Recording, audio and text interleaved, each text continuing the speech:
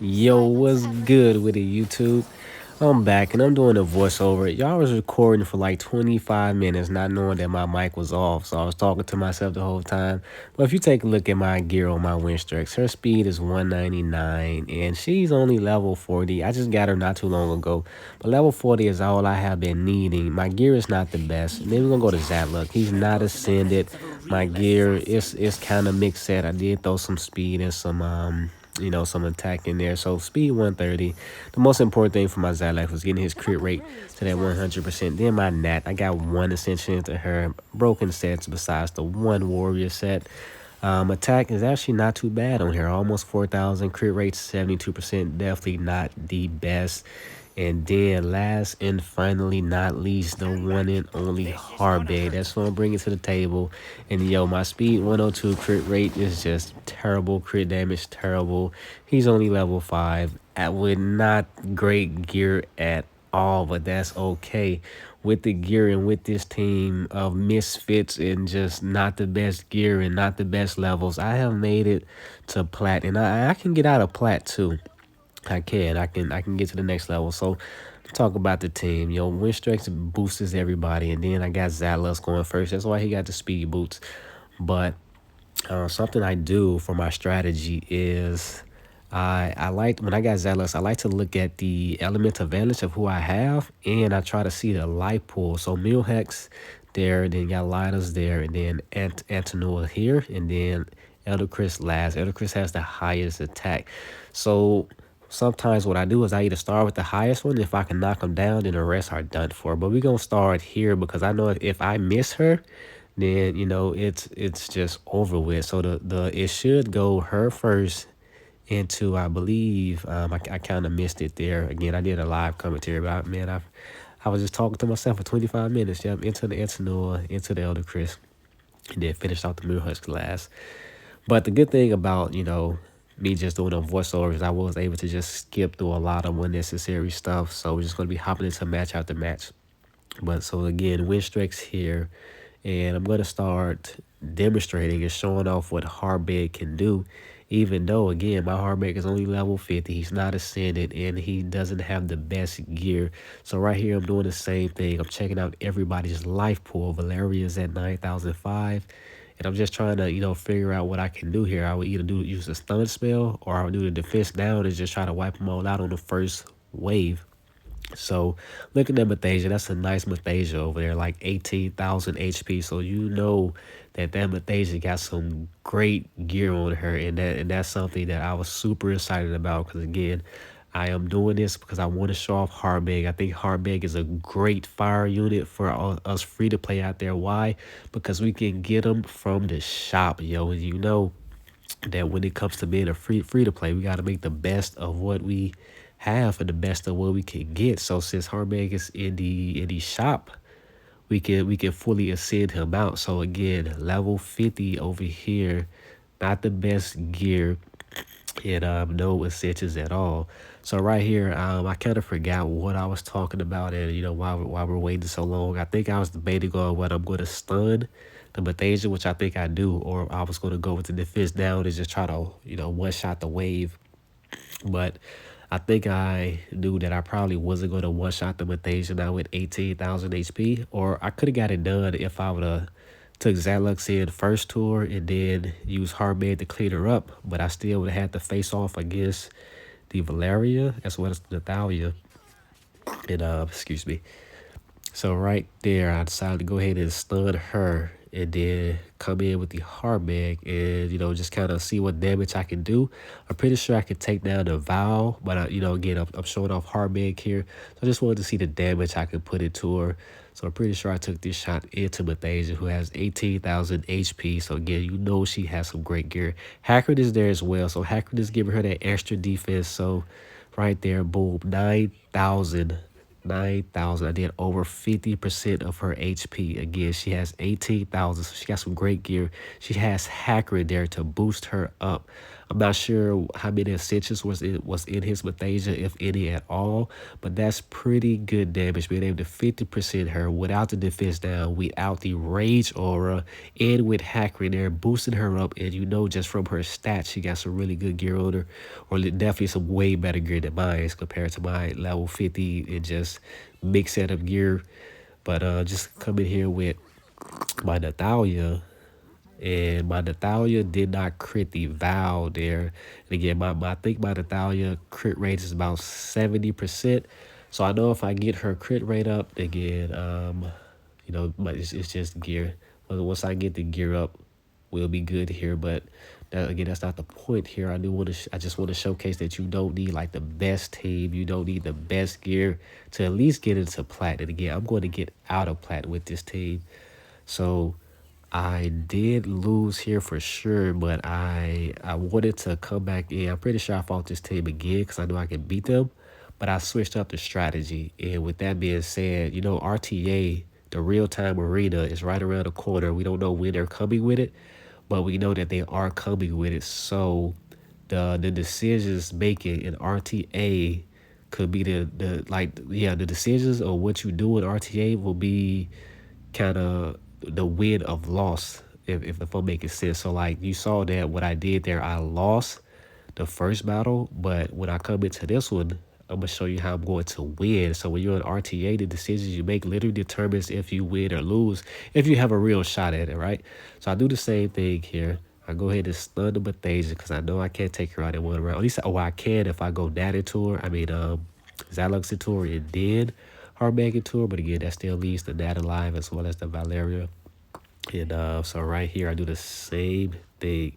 And what I'm hoping for is that the reason the Vow lived last time is because my Natalia did not crit her. I know my Natalia can get the job done. She just needs to crit. Right there, she crit, got the job done, and down goes Vow. So that's a win for me. So on this one right here, it wasn't the particular decision making. I made the correct decision. I just didn't get the crit. So that's another thing I want to talk about. I'm gonna make a video on why I think Topa is actually the best dungeon for free-to-play players in the early game. And I know that Topa is not just easy to beat, right? But that rage set, getting your characters to 100% crit rate makes a huge difference in the damage you can do.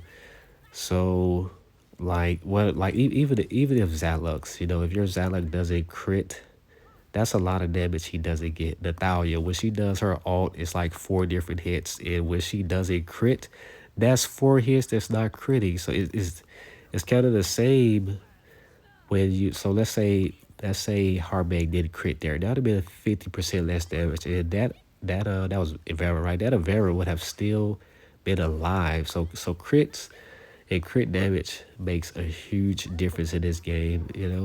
So I definitely think rage set is useful. And right there, the fact that he didn't get the crit on my low level 40 witch strix just because of the elements advantage is the reason why that witch strix was still alive. That witch strix should not survive. I don't have any survival type of gear on her at all. It is straight speed. So the fact that she survived definitely says something there on, being able to crit. So let me talk about this one here. I think I lose this. I realized my mistake here. I used Nathalia's ult, and that's what I said. With RTA coming up, the decisions you make will be the difference between winning or losing. I should have waited and saved Nathalia's ult for this moment, and that's the reason I lost. I used to do it in the first round, but I couldn't kill shit in the first round, so I should have waited, let my Zalux take down somebody, let Natalia get the kill, take somebody out with her ult, and then the next round I would have survived because it would have just been Cutter and Hacker. They don't have the damage to take down my Natalia. I could have ulted again, and that could have been a different outcome. But anyway, moving on, I wanted to see if I could take down a Nick. Nick and Dark Nicks are just crazy when it comes to arena. Right there, I'm not sure what happened. I'm not sure what I was thinking here. Let me see. Like right there, my Harbeg did 17,000 damage, almost 18,000. Yeah, I'm not really sure why. Like, you know what?